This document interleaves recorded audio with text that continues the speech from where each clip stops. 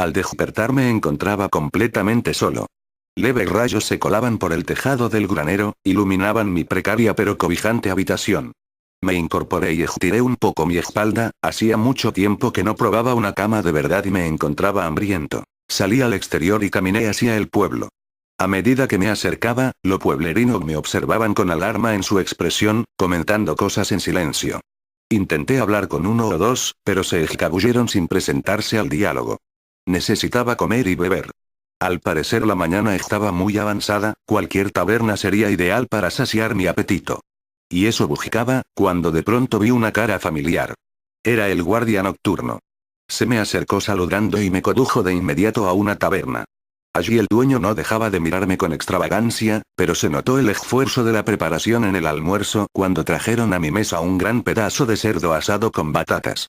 No tardé en devorarlo entero y vaciar el vino de mesa.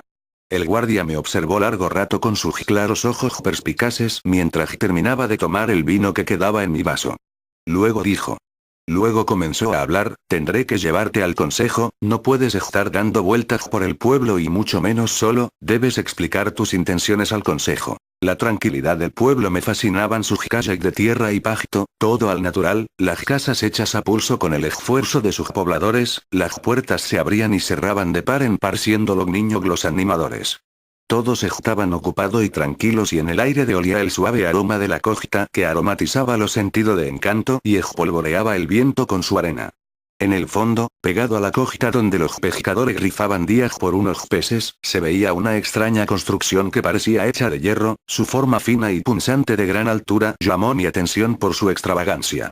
Pintura blanca cubría parte de sus paredes, pero en otras partes desquebrajadas permitía vislumbrar un hierro amarronado por el óxido que denotaba, hacía tiempo ocupaba su estructura. Parecía que era el único sitio descuidado de toda la comarca. Enseguida sacié mi curiosidad. ¿Qué es ese edificio tan delgado y alto? Ese lugar está prohibido y también hablar de él, no es momento de platicar esto, vamos a enfrentar al consejo. A medida que avanzábamos hacia donde el consejo se encontraban pude apreciar que ese extraño edificio era el único que estaba construido con hierro y no solo madera, barro y arena como las demás construcciones pueblerinas. La gente no dejaba de observarme y el guardia se encargaba de apartar de nuestro camino a aldeanos curiosos que estorban el paso. Fue una sorpresa cuando una parte importante del pueblo se dedicó a seguirnos. Primero se animaron los niños, luego los más ancianos, y finalmente esos de medianas y dispares edades. Una pequeña congregación nos seguía, pisándonos los talones y el tumulto comenzó a hacerse oír. Cuando llegamos a un gran edificio de madera con techo de chapa en forma de triángulo, el guardia me detuvo y me indicó que pasara. El edificio destacaba por su techo y tamaño en medio de un conglomerado de pequeñas casas. Su interior se encontraba bien ventilado y allí se encontraban sentados en el fondo de la gran habitación ancianos detrás de una gran mesa. Parecían simples ciudadanos por sus litógicas vestimentas, pero se notaba que impartían un gran respeto sobre los aldeanos, su presencia, sus labios presionados y su entrecejo fruncido eran solo una simple evidencia de su estatuto en el pueblo. ¿Este es el hombre?, preguntó el que se encontraba en el centro de la larga mesa. Así es, señor juez, lo traje inmediatamente como convenimos. Muy bien, hágalo pasar. El guardia me hizo una casi imperceptible seña con su mano diestra, entonces me acerqué. Uno de ellos me indicó que me sentara. Dígame, ¿cuál es su nombre? Me llamo Von Halen, señor. Von Halen. Espetó. Un enorme murmullo ebullició entre la gente que ya había ingresado al recinto expectante de los nuevos acontecimientos. Todos ahora parecían agitados luego de que pronunciara mi apellido. ¿Por qué has escapado del castillo?, continuó el juez, ¿no sabes que los tuyos, los nobles, tienen la obligación de esperar al cartero? Tragué saliva antes de hablar, no esperaba ese ataque frontal y esa estúpida forma de ver las cosas instalada también en la aldea.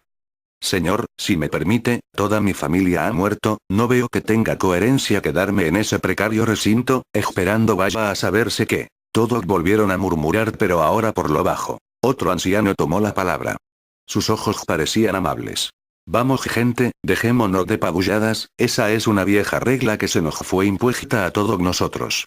Ellos no pueden venir aquí y nosotros no podemos ir allí. Pero ¿quién la hará cumplir ahora? El último de la estirpe noble yace aquí frente a nosotros, demostrando él mismo con sus acciones lo absurdo de estas reglas vetustas. Es hora de que cambiemos nuestras tradiciones, ya no benefician a nadie. Largué un suspiro, parecía que el anciano quería ayudarme y había logrado cambiar el ímpetu negativo de la conversación. Pero entonces una mujer de mediana edad y cabello rubio que no era del jurado, se acercó con gran agresividad, en sus ojos vi surgir un inminente reflejo verdoso, pero luego, casi imperceptiblemente, desapareció como un artilugio. Entonces habló. No se equivoquen con este hombre. Es un noble, uno de ellos que nos han robado nuestras cosechas por decenios. Es igual al regito, y no tiene permitido estar aquí, ese es el trato, la comida es llevada por un carretero a la entrada del castillo y ellos no salen de allí. Este vil demonio viene a expiarnos y nosotros tenemos el deber de hacer cumplir las reglas. Su odio contra la nobleza fue bien recibido incluso por mí que odiaba a los nobles, pero una parte de mí sabía que esta mujer no creía con fervor en lo que pronunciaba, más bien buscaba una forma de deshacerse de mí, a ella no le importaba la igualdad. Todos, vitorearon sus palabras y los jueces llamaron al orden. Fue allí que dio vuelta su esbelta cabeza de serpiente y me dirigió una siniestra sonrisa confirmando mis presunciones. Muy bien, habló el juez una vez la sala estuvo en silencio, el pueblo pide justicia y exige que se cumplan las reglas y es el deber de este tribunal hacer respetar las leyes que rigen en la isla. Según el artículo 27 del trato a la nobleza, el escapar del castillo es castigado con la muerte. Nuevamente los vítores colmaron la sala, esos curiosos y pacíficos aldeanos habían sido transformados en segundos, en fieras sedientas de sangre, manipulados todos por la astucia de esa serpiente, que en un santamen había sacado a flote el odio bicentenario de la prole a la nobleza, apuntándome a mí como su único y último representante de su sufrimiento y padecimiento, siendo mi sangre el sello oficial de sus penurias. Y ahí me encontraba yo, indefenso, asustado, a merced de una banda de sanguinarios que se llenaban la boca de la injusticia, esperando en la quietud mi veredicto. ¡No! Gritó el anciano amable, no erremos con este extranjero, nuestra aldea va a demostrar con exactitud que somos, quiénes somos, cómo juzgamos como individuos, pero más importante aún, cómo actuamos como comunidad, como un cuerpo unido, y debo decirles que el trato que le demos a los extranjeros nos definirá como sociedad. Este individuo ya no es un noble, la nobleza está acabada, ha caducado, y él es el vivo ejemplo de su fallecimiento, él es pero no es a la vez, dice ser descendiente de nobleza pero solo eso, su apellido, dejó sus dominios y sus sirvientes, ya sea porque no los posee, ya sea porque decidió tener otra vida, y camina ante nosotros como un igual pidiéndonos nuestro permiso y nuestro consejo, para hospedarse en nuestra morada, la aldea. Por tanto estas leyes no valen ya que su identidad social ha cambiado y ya no cumple el mismo rol que antes cumplía, no estamos juzgando ya a un noble sino a un igual, no lo transformemos por consenso en lo que no es y aceptemos lo que es ahora, que es ser ahí en nuestro presente, no le escupamos en el rostro. La gente cayó, muchos se miraron perplejos, otros se hicieron muecas entre sí, algunos niños rieron e imitaron la seriedad del anciano al hablar, pero la mayoría estaba desconcertada, no había comprendido ni una palabra del monólogo salvador. Entonces el juez volvió a hablar. Déjame recordarte, pareció, que esto no es una de tus clases de filosofía y que la dialéctica está prohibida por decreto en esta aldea.